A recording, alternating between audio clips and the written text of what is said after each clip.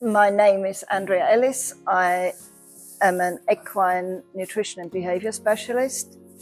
I work in the UK and run my own company doing research and academic work in equine nutrition and behavior.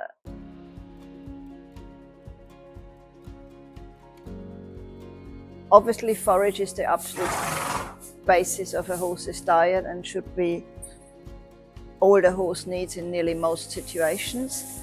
The kind of forage is extremely important in terms of whether we're feeding fresh forage or conserved forage. The key about forage feeding for horses is that horses have evolved to chew around 12 to 14 hours a day. Research has shown that if you don't give them that opportunity, they find other ways of keeping themselves busy chewing either their bedding or even their feces. So providing enough forage for at least 10 hours, evenly spread over 24 hours, is really important.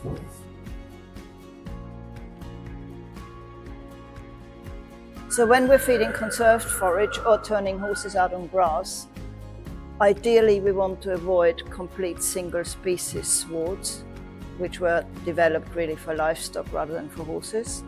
Horses like the variety of different species, and the different species bring different vitamin mineral balances to the diet.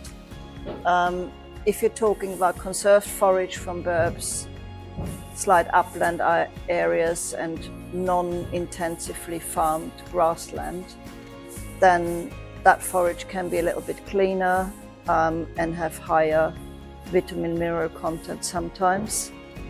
And also the palatability for the horses, they like to eat it more because they love variety. And if you absolutely can't do that, then feed 2 or 3 different forages instead. Nutritional content, forages vary from fairly low, like for example straws. When plants grow really tall, they will have higher lignin content, which doesn't give you much energy at all. So we're talking from about 6 to 7 megajoules to really high nutritional forage at 13 megajoules if it's cut really young. If you start looking at the sort of soluble sugars and starches in forages, overall they're ingested fairly slow. So grassland is not a problem because most of that is water, so it takes a long time to eat the equivalent of a kilo of hay, which is mostly dry.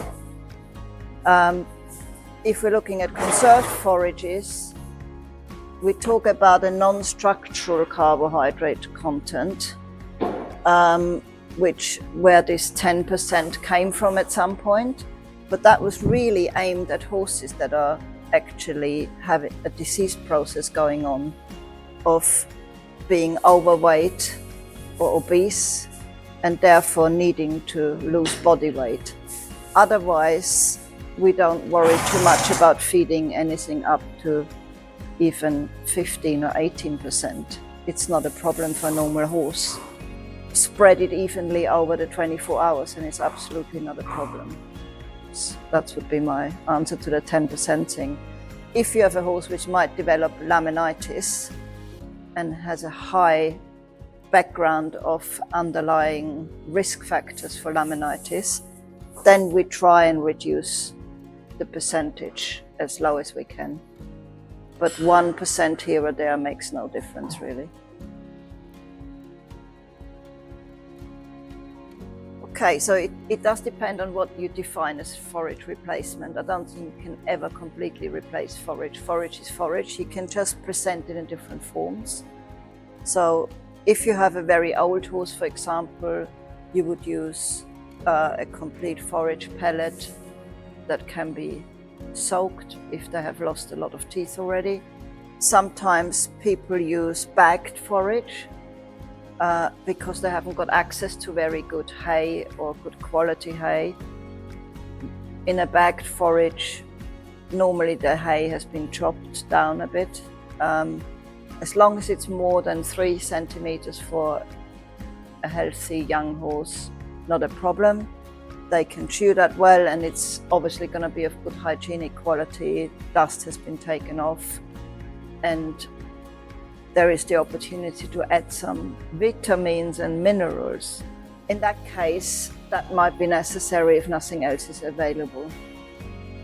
You also get bagged haylage, but obviously they're not forage replacers, it's just presenting the forage in a different way. Well, we know from humans that there's always a good value in avoiding pesticides and any kind of contamination. Generally, forage should be cut in areas where there isn't a high level of pesticides sprayed onto crops nearby. It's not always easy to test for that, of course. So the best thing is to avoid it in the first place and know where the forage is coming from. Over-fertilizing is also something we want to avoid.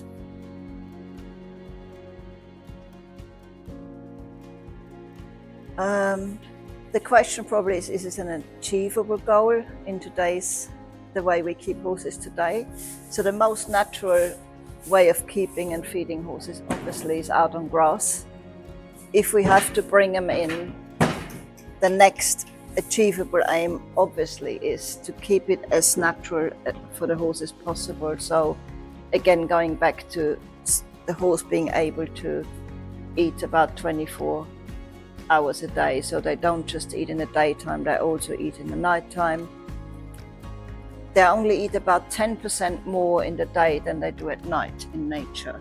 So when I've observed and studied horses lots in stables, they will always start getting up about 3 o'clock in the morning and wanting to start their feeding behavior again. So the ideal would be to have forage available for them, and natural forage in terms, of course, keep it as natural as you can, unless you can't for hygiene reasons. Get nice meadow hay, really, more than these super crops. And as much as they can eat without putting on too much body condition. So we used to advise feed ad libitum, but some horses, they are absolutely excellent at converting forage energy into body fat. And that has to be absolutely avoided. So we have this dilemma between they want to chew 12 hours a day, with day I mean 24 hours, but they also put on too much weight if we don't work them enough. So it's all a balance, really, I think.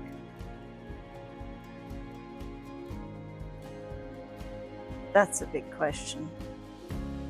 I actually would like them to focus on the forage and focus on the chewing behavior of the horse. And then if there is a problem with body condition, think out of the box before it becomes a big problem. Keep them busy. Instead of hanging one hay net there, split it up into 4 smaller hay nets. It's not so easy to get out of them, or get this hay out if the hay net is not chock-a-block full. So that slows them down already. They like moving around the stable if they have to be in a stable. And if they're grazing, again, you can put grazing and dry lot pens outside and feed them good quality dried forage, but keep them to a lower energy intake. We really want to just avoid this. For horses mentally, the fasting for more than 3 hours is a torture a little bit. And that's where we have to really think outside the box and change things. And the moment you concentrate feed into a really fast meal, you're putting lots of energy in, which could have been taken in really slow with some natural forages.